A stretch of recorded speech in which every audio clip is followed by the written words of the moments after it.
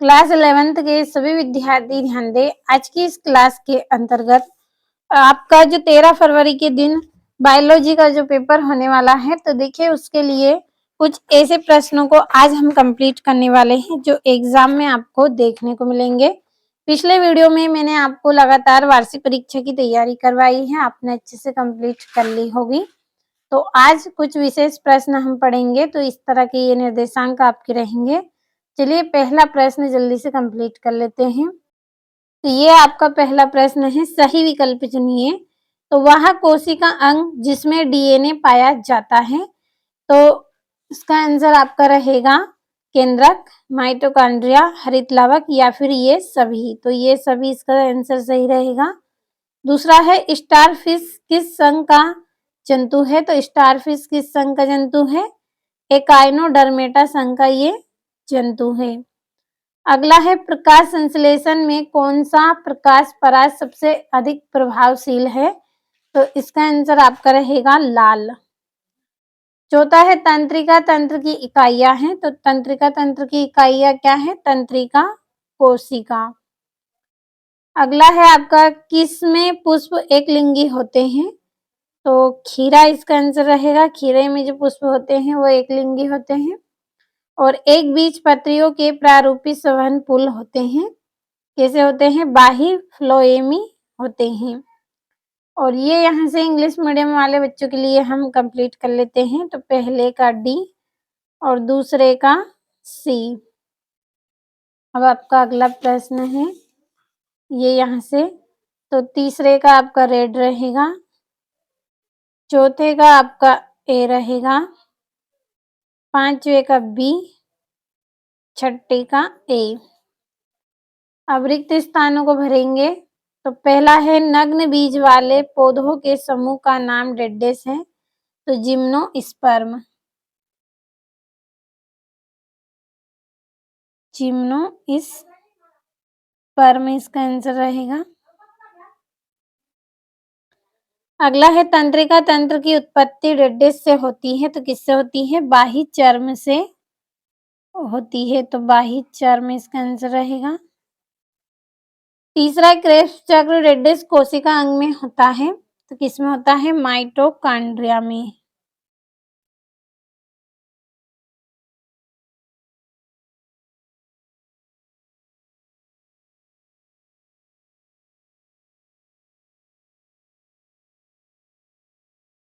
अगला है पक्षी वर्ग की हड्डियां डेडेस होती हैं। तो कैसी होती हैं? ये खोखली होती हैं।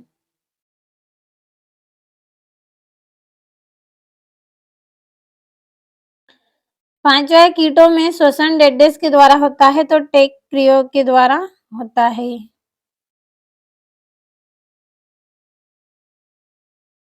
और स्टारफिश में डेडेस सममिति होती है। तो आरी सममिति इसमें होती है। तो चलिए अब इंग्लिश मीडियम वाले बच्चों के लिए भी जल्दी से हम कंप्लीट करेंगे। तो मैं यहाँ पे भर रही हूँ सभी को, आप अच्छे से सभी को पढ़ लीजिए।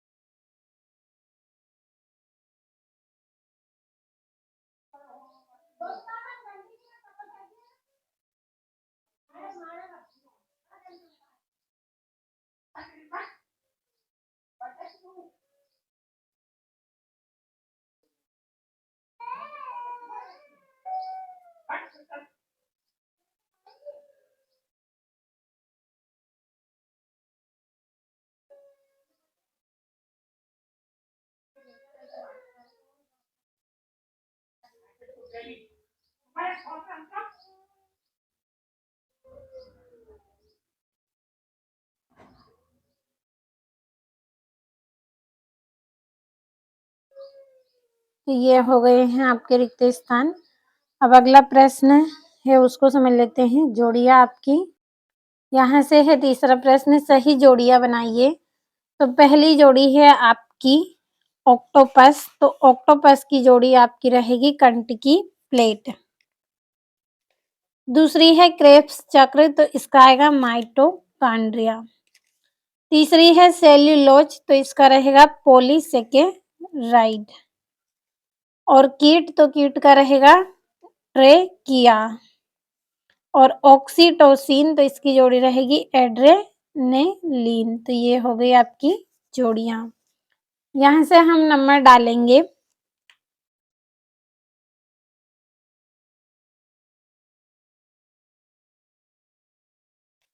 ये हो गई जोड़ियां।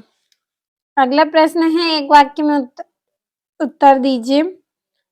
तो पहला है, गुणसूत्र किन पदार्थों के बने होते हैं? तो ये किसके बने होते हैं? ये डीएनए के। और आरएनए वह किसके बने बने होते हैं? प्रोटीन के। दूसरा है, अंतःस्रावी ग्रंथियों के अध्ययन को क्या कहते हैं? तो एंडोक्राइनोलॉजी कहते हैं। एंडोक्राइनोलॉजी कहते हैं।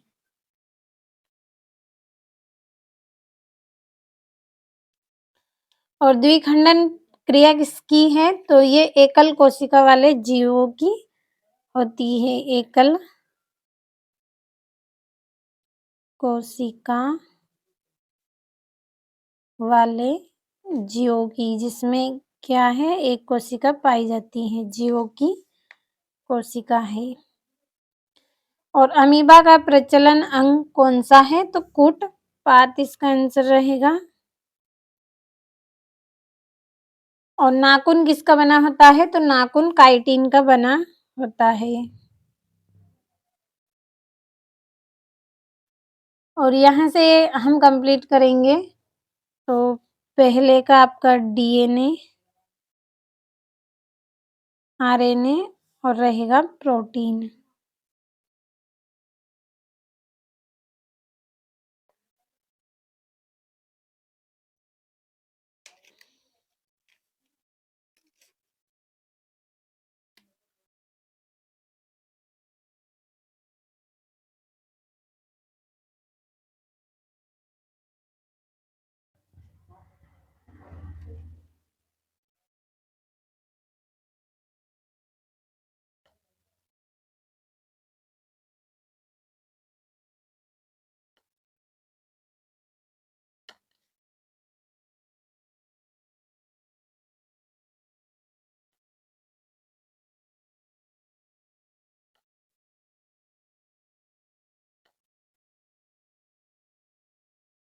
तो ये हो गए हैं आपके एक वाक्य में उत्तर।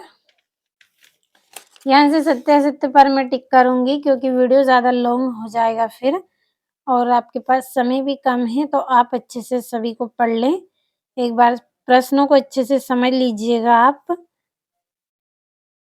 आपका केवल समय बचे, इसलिए यहाँ पे टिक कर दिए हैं। और ये आपके 2-2 नंबर के प्रश्न हैं। आम का वैज्ञानिक नाम निम्नलिखित में से कौन सा है? सही आंसर बताना है। और प्रत्यक्ष तथा अप्रत्यक्ष परिवर्धन में क्या अंतर है? तो चलिए जल्दी से 8वां प्रश्न समझ लेते हैं। 9वां है आपका, विभिन्न प्रकार के पर्ण विन्यास का उदाहरण सहित वर्णन कीजिए। और पादप का कौन सा भाग निम्नलिखित को दर्शाता है?